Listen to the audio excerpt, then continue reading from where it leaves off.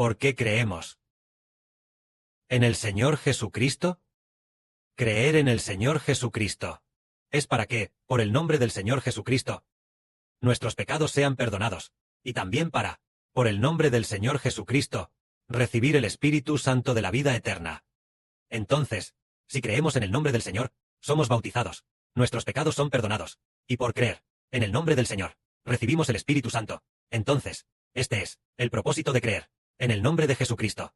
Antes, cuando leíamos la Biblia,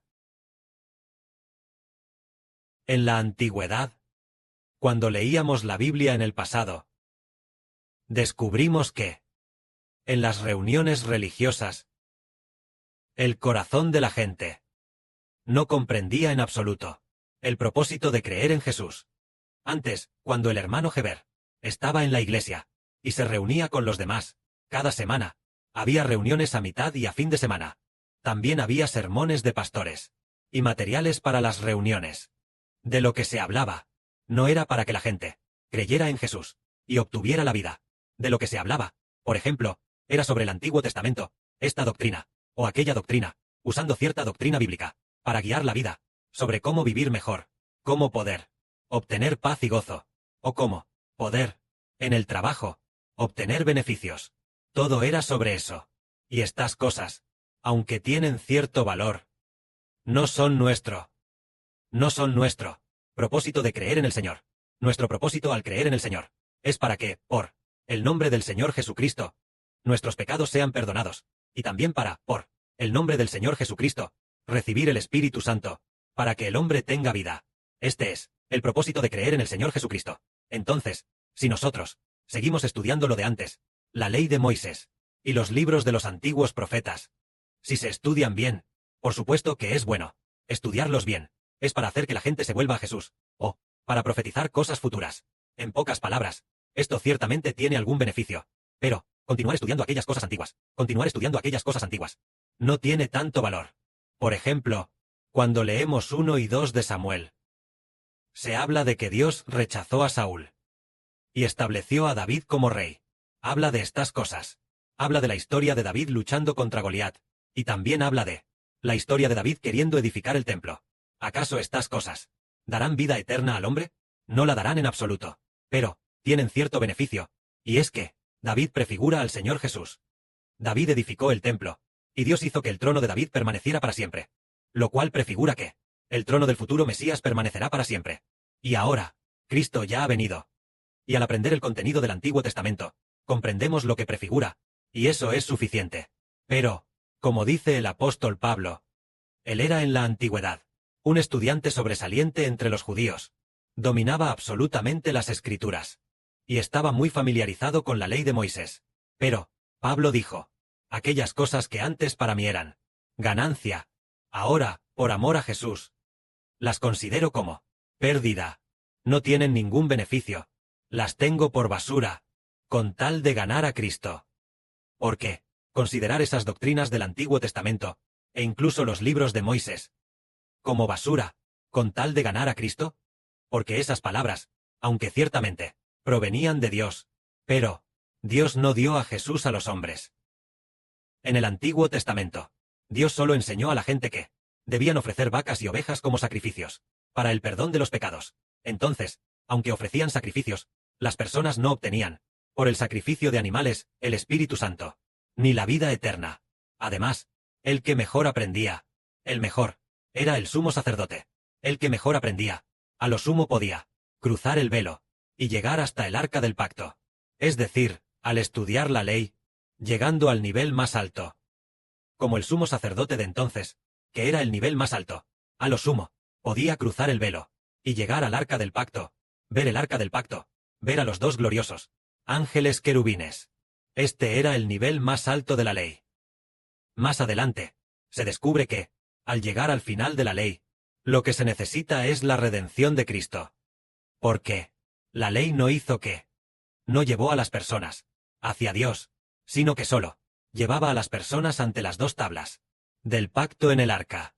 El fin de la ley son las dos tablas del pacto, que promulgaron la ley. Esas dos tablas eran el núcleo de la ley. Llevar a la gente y traerla, al final, A lo sumo era que el sumo sacerdote pudiera cruzar el velo y llegar al arca del pacto. Y dentro del arca había 2 tablas del pacto, es decir, este era el nivel más alto de la ley. Pero, al llegar al arca, ¿puede el arca darnos la vida eterna?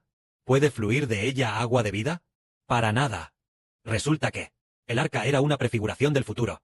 Las tablas representan a Dios y al Espíritu del Señor. Así que ahora, el Hijo de Dios, el Señor Jesucristo, ya ha venido al mundo como hombre. Entonces entendemos que debemos dejar atrás todo tipo de conocimiento bíblico del pasado. O tal vez antes nosotros estábamos en el seminario y estos conocimientos los hemos abandonado todos. Ya no los queremos. Solo queremos el nombre de Jesucristo. Es decir, solo a Jesús crucificado. Si obtenemos a Jesús, obtendremos la gracia del perdón de los pecados. Aquel que cree en el nombre de Jesús y es bautizado, eso supera con creces a los judíos. Tu sacrificio de cada día también supera con creces la expiación anual de ellos. Al obtener el nombre del Señor Jesús, se obtiene el Espíritu de Dios, se obtiene la vida. Este es el fin de la ley, que llega a su fin en Jesús. Obtener a Jesús es lo que realmente da la vida eterna. Esto nos hace comprender que debemos considerar a Jesucristo como el tesoro supremo, y no a la ley. Antes, cuando el hermano Heber leía la Biblia, pensaba erróneamente que la Biblia misma era el tesoro supremo.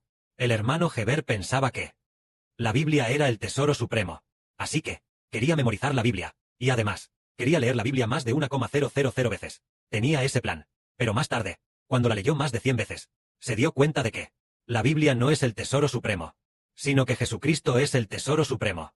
El hermano Heber cuenta un hermoso testimonio. Hace aproximadamente 5 o 6 años, una mañana, muy temprano, el hermano Heber se levantó para leer la Biblia en voz alta. Leyó durante 4 horas, o casi 5 horas, sudando por todo el cuerpo de tanto leer. Leía con mucho esfuerzo, leyendo la Biblia. Después de terminar de leer, aquella mañana, después de leer más de 4 horas, luego, se dio cuenta de que, a pesar de leer tanta Biblia, no sentía consuelo en su espíritu. Y le pareció extraño. Porque, al leer la Biblia, no recibía ningún consuelo.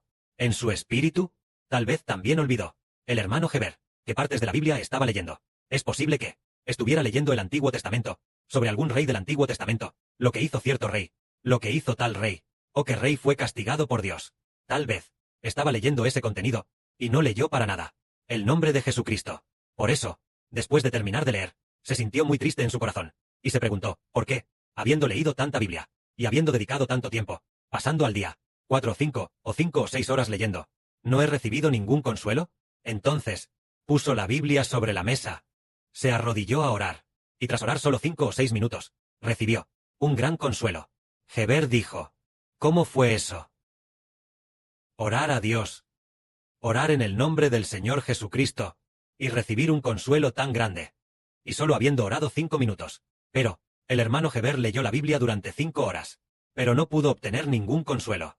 Y después, aunque el hermano Heber también continuó leyendo la Biblia durante algunos años, leyéndola más de 100 veces, solo más tarde comprendió que lo que da consuelo a la gente no es la Biblia, es Jesucristo. El Espíritu de Jesucristo es lo que da consuelo a la gente. Más tarde, lo comprendió aún mejor, que lo que da vida a la gente no es la Biblia, es el nombre de Jesucristo. Porque en el nombre de Jesucristo se tiene fe, y entonces, Jesucristo nos dará su Espíritu. Y obtenemos vida. Porque en el nombre de Jesucristo se tiene fe. Entonces, el hermano Heber tuvo una gran sabiduría para hablar la verdad. Por ejemplo, demos un ejemplo. Si el hermano Heber habla la verdad, y luego, hacia el nombre del Señor, no tiene fe, pero conoce muy bien la Biblia, leyéndola todos los días durante 5 o 6 horas, convirtiéndose en un postdoctorado de la Biblia. Entonces, el hermano Heber, convirtiéndose en un postdoctorado de la Biblia, hablando la verdad, puede dar vida a la gente, o es al tener en el nombre del Señor Jesucristo fe.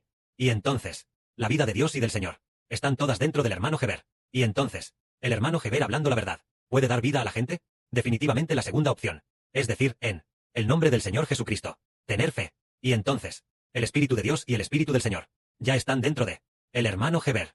Lo que hace sabio al hermano Heber no depende de si el hermano Heber está familiarizado o no con la Biblia. Es únicamente el Espíritu que habita dentro del hermano Heber. Es decir, el Espíritu de Dios y del Señor en su interior. Y entonces, puede alimentar. Se podría decir, alimentar a los hijos de Dios. No es que el hermano Heber conozca la Biblia. No tiene nada que ver.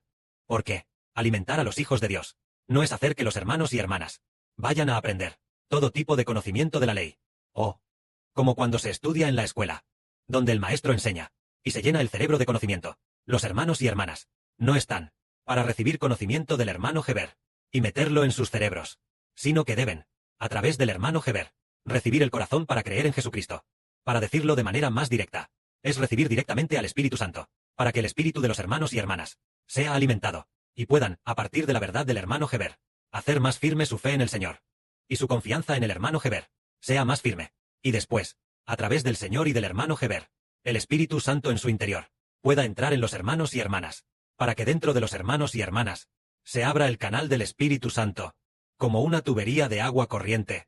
Se ha abierto, y entonces, el agua corriente fluye, y entra en la casa, y ya se puede usar. Es precisamente para obtener la vida. Así es como entendemos. Antes en la religión, nos reuníamos para obtener conocimiento sobre el conocimiento del Señor Jesucristo, o el conocimiento de la Biblia, sobre el conocimiento de Dios.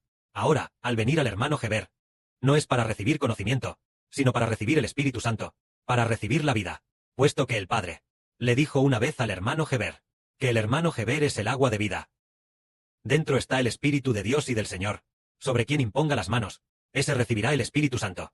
En el futuro, en cuanto se ore, aunque los hijos de todas las naciones y pueblos oren en diferentes lugares, entonces ellos serán, porque al orar el hermano Heber, el Espíritu del Padre y del Señor entrará en todos los que crean en Heber y acepten a Heber en su interior.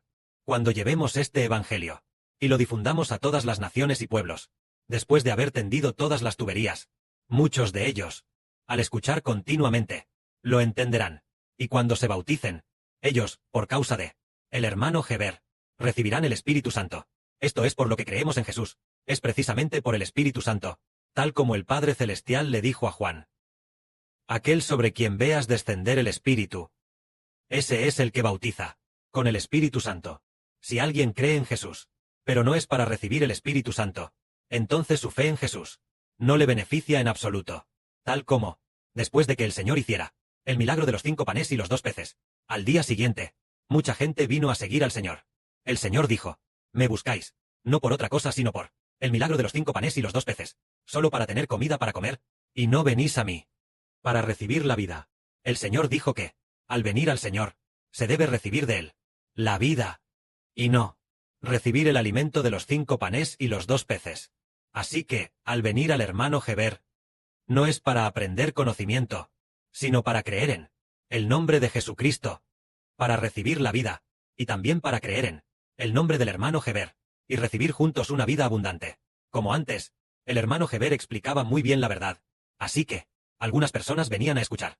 Después de escuchar, la escuchaban varias veces al día. Entre ellas, una hermana llamada Liu Gyua.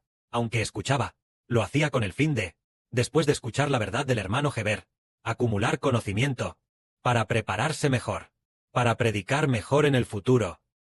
Y no para recibir vida de aquí. También hay una mujer llamada Zimai, que es igual. No viene aquí para recibir vida juntos, edificar la vida juntos, sino que solo, después de escuchar, para llevar las enseñanzas del hermano Heber, y transportarlas a su religión para predicarlas allí, para que predique de manera más brillante. Es con este propósito, y como este propósito no es para obtener vida, al final no obtendrá nada. Aunque adquiera mucho conocimiento, el Espíritu de Dios no está en ella. Ella tampoco podrá expresar los misterios de Dios. Que la gloria sea para el Padre y el Señor. Amén.